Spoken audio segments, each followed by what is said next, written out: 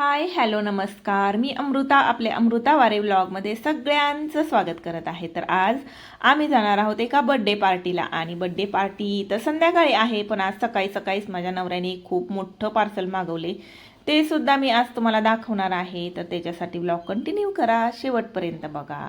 तर दिवसाची सुरुवात झाली, सकाळची कामं बिमं झाली आणि दारात एक पार्सल आलं. पार्सल तर भलं मोठं होतं. आतमध्ये घेतलं, मग ओपन करून बघितलं तर काय याच्यामध्ये एवढ्या सगळ्या बॉटल मागवल्या होत्या त्यांनी, की हे मागवलं होतं वॉशिंग मशीनचं लिक्विड कपड्याचं. तर मी त्यांना एक दोन वेळा बोलली लिक्विड संपले, लिक्विड घेऊन या, लिक्विड घेऊन या. तर आमच्यात ना सारखं आणा आणा आणा म्हणलेलं अजिबात आवडत नाही. हे आणा ते आणा, हे संपले ते संपले. त्याच्यामुळं ना ते एकदमच सगळ्या वस्तू, म्हणजे ज्या वस्तू आपण स्टॉक करू शकतो ना, जे सामान घरात लागणारं ते 6 महिन्याचं वर्षभराचंच आणून ठेवतात. ह्या बॉटल आता वॉशिंग मशीनचं लिक्विड आणा म्हणून मी 2 दिवस झालं सांगत होते. तर मग त्यांनी घरूनच कस्टमर केअरला फोन केला, IFB वाल्याला, कारण मशीन आमचं IFBचं आहे आणि IFB कडून हे मशीनचं लिक्विड मागून घेतलं. आणि मी त्यांना म्हटली होती की IFBचं लिक्विड थोडं महाग पडतं, पण लिक्विड चांगलं आहे म्हणून. तर मग त्यांच्या डोक्यात ते होतं, तर त्यांनी लगेचच मागून घेतलं.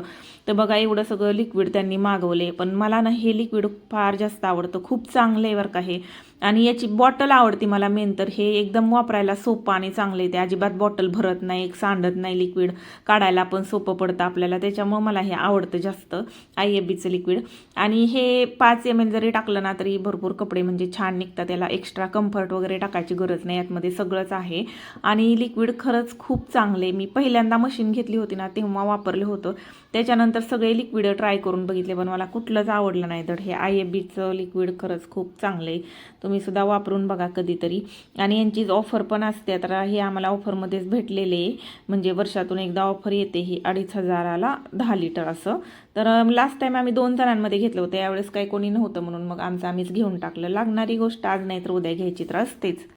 आज आम्हाला जायचं एका बड्डे पार्टीला आणि त्याच्यासाठी त्या 2 छोट्या छोट्या चिमुकल्यांसाठी हे बड्डे गिफ्ट आणलेले आम्ही. तर बड्डे गिफ्ट काल आणायला गेलो होतो आणि काल काय मी व्लॉग बनवला नाही तर तुम्हाला सांगितलं असतं मी काय घेतलं गिफ्टमध्ये ते. कारण काल ना आम्ही हे गिफ्ट घ्यायला गेलो होतो, पण कालच्या दिवशी अजित पवार दादांचं निधन झालं, सगळ्यांनाच माहिती आहे. त्याच्यामुळं काल काय मी व्हिडिओ शूट केला नाहीतर तुम्हाला दाखवलं असतं गिफ्टमध्ये काय घेतलं. कारण ते ट्विन्स बेबी आहेत आणि त्यांना यूज होईल, वापर होईल अशी वस्तू घेतलेली आहे. तर याच्यामध्ये त्यांना जेवण्यासाठीचं ताट, वाटी, दूध प्यायला मग, चमची आणि सूप पिण्याचा बाऊल, दूध प्यायचा मग, त्याच्यासोबत स्ट्रॉ असं घेतले. दोघांना सेम सेट बनवून घेतलं दुकानातून, भांड्याच्या दुकानातूनच घेतलेले. प्लास्टिकचं वगैरे नाही घेतलं, कारण प्लास्टिक आणि ते सगळं चांगलं पण नाही राहत आणि ते बाकी पण ते वेगळं जे असतं ना त्याचं पण मटेरियल म्हणजे पडलं की तुटतं म्हणून ते पण नाही घेतलं. तर हे स्टीलमध्येच आम्ही घेतलं. तर काय माहिती त्यांना, म्हणजे मला तर असं वाटतं की आवडेल आणि वापर होईल असे, कारण कपडे आणि खेळणे तर सगळेच आणतील. मग हे कसं त्यांना दूध पिण्यासाठी, सूप पिण्यासाठी आणि जेवण करण्यासाठी सगळं म्हणजे सेट आहे. याच्यामध्ये 2 बाऊल आहेत, एक मोठा एक छोटा, ग्लास आहे, मग आहे दूध पिण्यासाठी, स्ट्रॉ घेतले त्याच्यासोबत. आणि मग पण खूप छान आहे, त्याला झाकणं वगैरे आहेत वरतून. आणि 3 पार्टिशनमध्ये पावभाजीचं कसं ताट असतं त्या टाईपमध्ये ताट आहे, थोडंसं वेगळे पण त्याच टाईपमध्ये सेम आणि लहान मुलांना छान दिसेल असे. तर असं गिफ्ट घेतले. चला मग ब्लॉग कंटिन्यू करा, शेवटपर्यंत बघा. व्हिडिओला लाईक आणि चॅनलला सबस्क्राईब करायला विसरू नका. आणि हो, आता आम्ही जाणार आहे बड्डे पार्टीला, त्याच्यामुळे तिथली बड्डे पार्टी कशी असणार आहे ते बघायला ब्लॉग कंटिन्यू करा.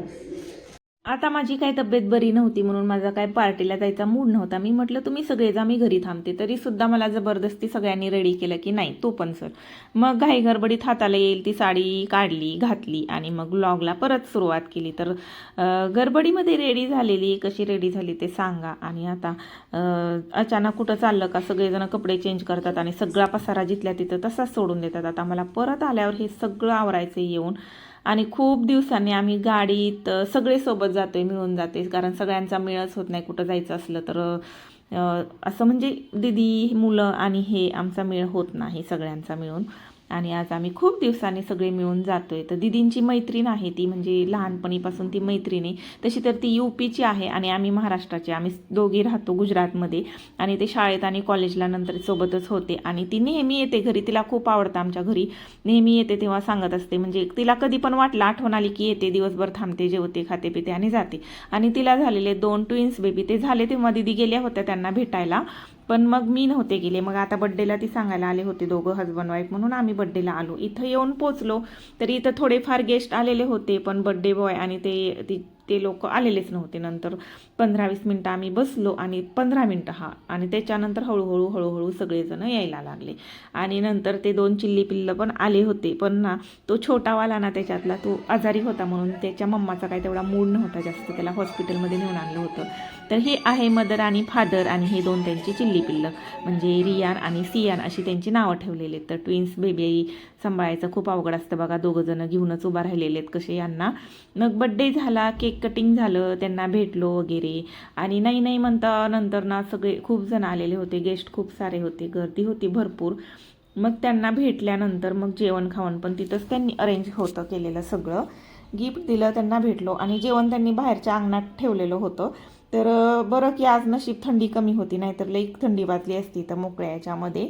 आणि नेमकं आज हवा कमी होती ना, त्याच्यामुळे थंडी कमी लागत होती. इथे बाहेर आलो आणि आम्ही सगळ्यांनी म्हणून जेवण केलं.